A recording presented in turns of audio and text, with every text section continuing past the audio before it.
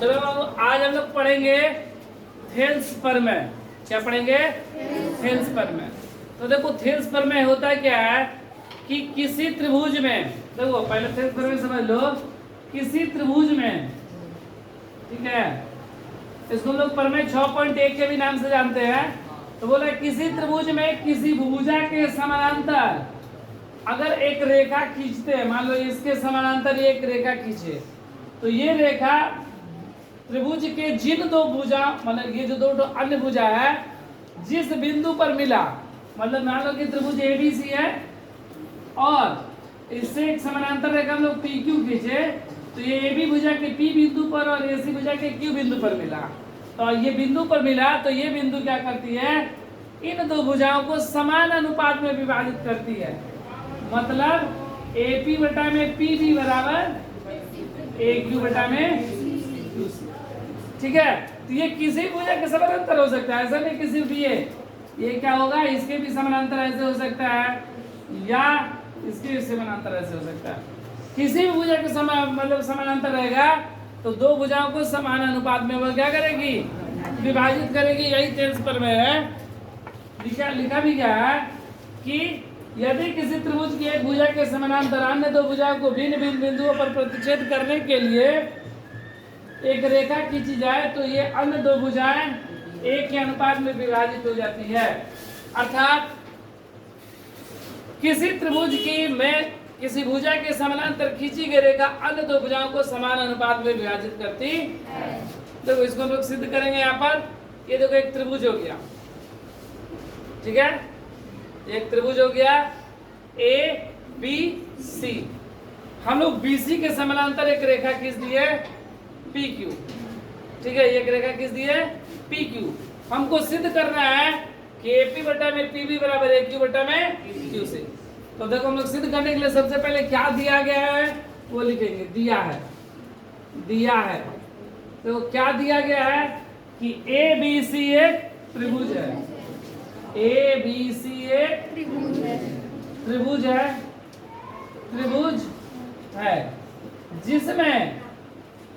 जिसमें P Q समानांतर BC, P Q समानांतर क्या है, बीसी है। ये इसके समानांतर दिया हुआ है, ठीक है। सिद्ध करना है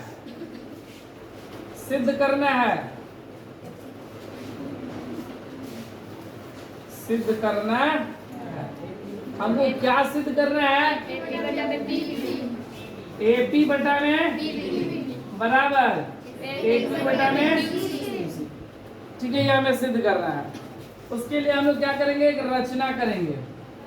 देखो रचना में हम लोग क्या किए कि B को Q से मिला दिए। तो रचना में B को Q से मिला, डॉट डॉट लिखा कर दे रहा है। रचना में क्या लिखेंगे, B को Q से मिलाया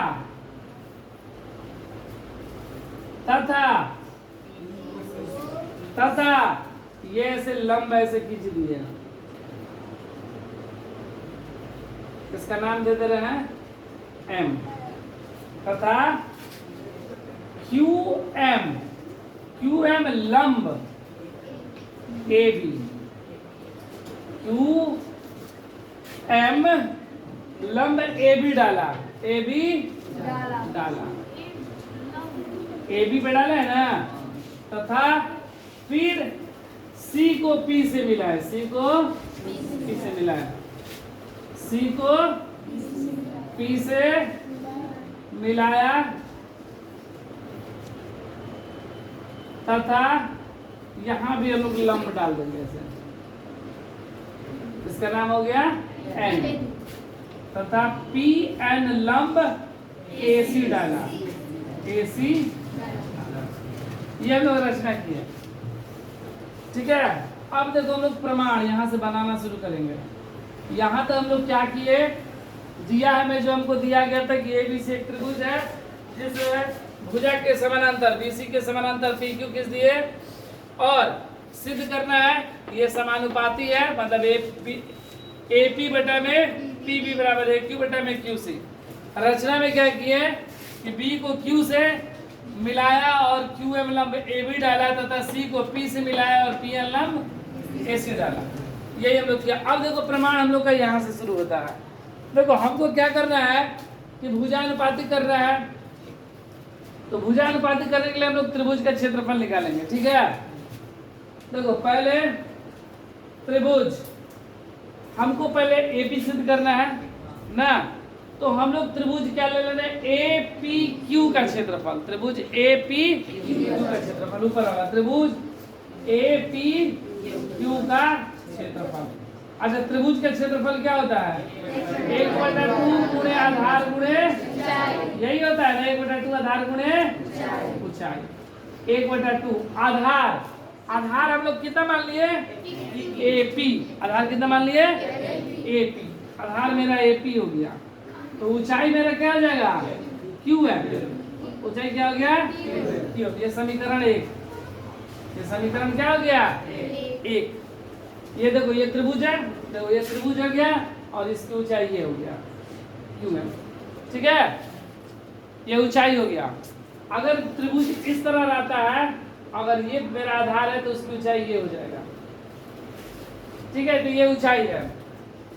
एक बार देखो ये हो गया, एक बार त्रिभुज देखो मेरा एपी आ गया ना, हमको सिद्ध करना है एपी, अब बटा में पीबी, हमको पीबी चाहिए। तो एक बार त्रिभुज ले लेंगे कौन सा, पीबी क्यू। त्रिभुज पीबी क्यू का क्षेत्रफल, इसमें भी क्या होता है, 1/2 आधार गुणे आधार गुणे ऊंचाई। देखो यहाँ पर इस त्रिभुज के लिए ये ऊंचाई है। अभी हम क्या बोले कि ये मान लो कि मेरा एक त्रिभुज ऐसे है, ऐसे त्रिभुज है।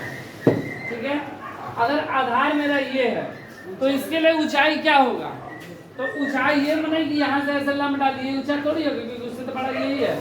तो ऊंचाई के लिए इसको हम डॉट डॉट डॉट डॉट किए, इसको डॉट डॉट डॉट, तो ये मेरा ऊंचाई हो जाएगा। तो यहाँ पर देखो त्रिभुज जब ए बी क्यू लिए, सॉरी पी बी क्यू लिए, तो ये मेरा क्या हो गया, आधार पी बी। तो ऊंचाई मेरा क्या हो जाएगा, ये जो गया ऊपर ऐसे क्या हो जाएगा, क्यू है। ये समीकरण, ठीक है। अब समीकरण 1 और 2 को हम लोग क्या कर देंगे, भाग कर देंगे। समीकरण 1/2 भाग कर दिया ना, तो देखो एरिया त्रिभुज A P Q.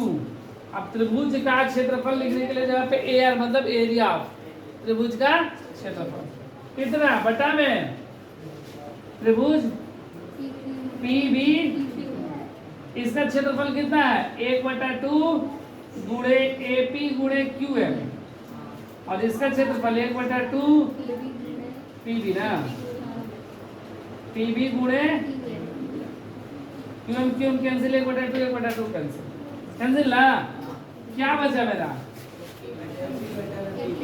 Area of त्रिभुज ए पी क्यू बटा में एरिया ऑफ त्रिभुज पी बी क्यू बराबर ए पी बटा में पी। देखो ए पी बटा में पी भी आया है, ठीक है। अब हमको एक साइड को और लाना है, तो इसके लिए फिर क्या करेंगे, निकालेंगे त्रिभुज का क्षेत्रफल। लेकिन इस बार आधार हम लोग एपी लिए थे, अब इस आधार क्या लेंगे, ए क्यू लेंगे। त्रिभुज ए पी क्यू का क्षेत्रफल बराबर 1/2 आधार गुणे, अच्छा यही ना होता है, 1/2 आधार गुणे ऊंचाई, 1/2 आधार मेरा कितना, आधार ए क्यू, ऊंचाई मेरा कितना, पी है। देखो इसको हम लोग ले लेंगे समीकरण 3, ठीक है, और ये हो गया है समीकरण 4। फिर एक बार त्रिभुज क्या लेंगे, पी क्यू सी, त्रिभुज पी क्यू सी, त्रिभुज पी क्यू सी का क्षेत्रफल बराबर 1/2 आधार गुणे ऊंचाई, 1/2 आधार मेरा कितना, क्यू सी आधार, तो ऊंचाई मेरा कितना, ये हो गया समीकरण 5। अब हम लोग क्या करेंगे, समीकरण 4 और 5 को भाग कर देंगे। समीकरण 4 भागा 5, समीकरण 4 भागा 5 हम लोग यहाँ पे भाग कर दे रहे हैं, ठीक है। चलिए यहीं पे लिख दे रहे, ऊपर ही लिख दे रहे।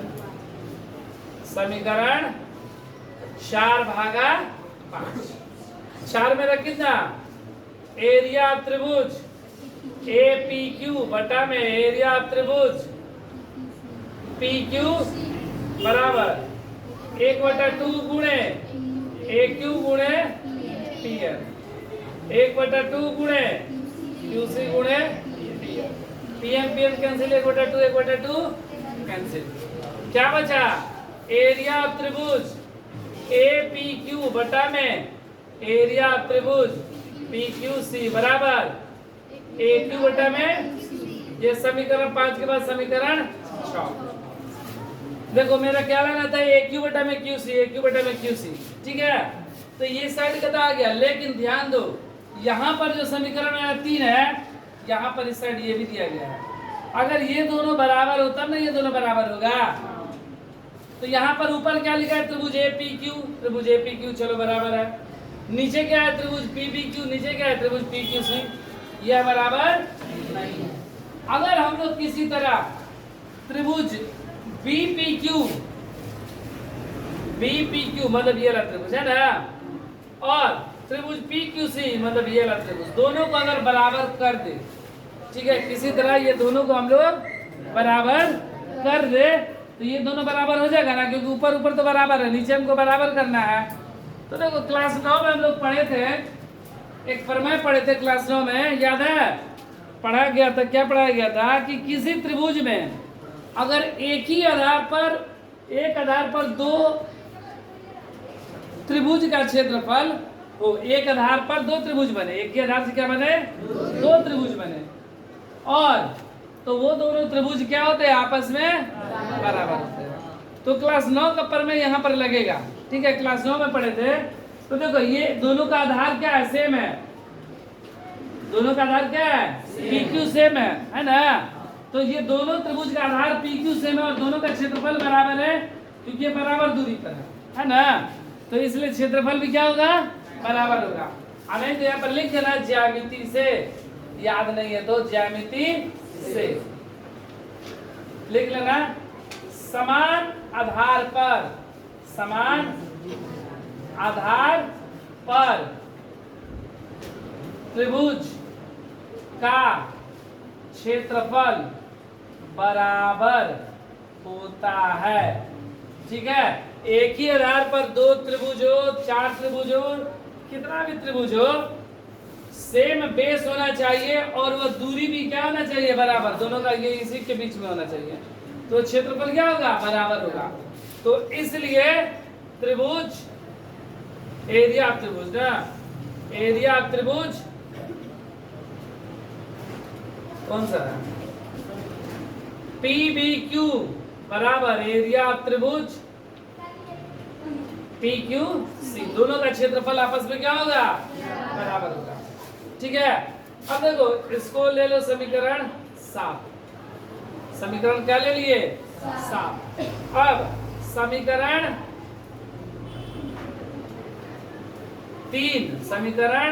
3 तथा 6, समीकरण 3 तथा 6 से एरिया ऑफ त्रिभुज ए पी क्यू बटा में एरिया ऑफ त्रिभुज पी बी क्यू ना,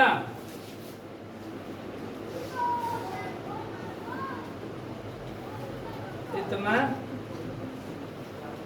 समीकरण 3 का ये भाग, और समीकरण तो इतना रखने की जरूरत नहीं है, समीकरण 3 तथा 6 से, क्योंकि ये वाला देखो, ये वाला क्षेत्रफल और ये वाला क्षेत्रफल दोनों आपस में क्या है, बराबर है, और ये ऊपर बराबर दिया है, इसलिए समीकरण 3 तथा 6 से AP बटा में PB बराबर AQ बटा में सिद्ध हुआ। तो ये लाइन लिखना जरूरी है, ठीक है, अगर नहीं लिखेंगे तो फिर ये मेरा सिद्ध नहीं हो पाएगा, ये लिखना जरूरी है कि एक ही आधार पर दो त्रिभुज का क्षेत्रफल बराबर होता है।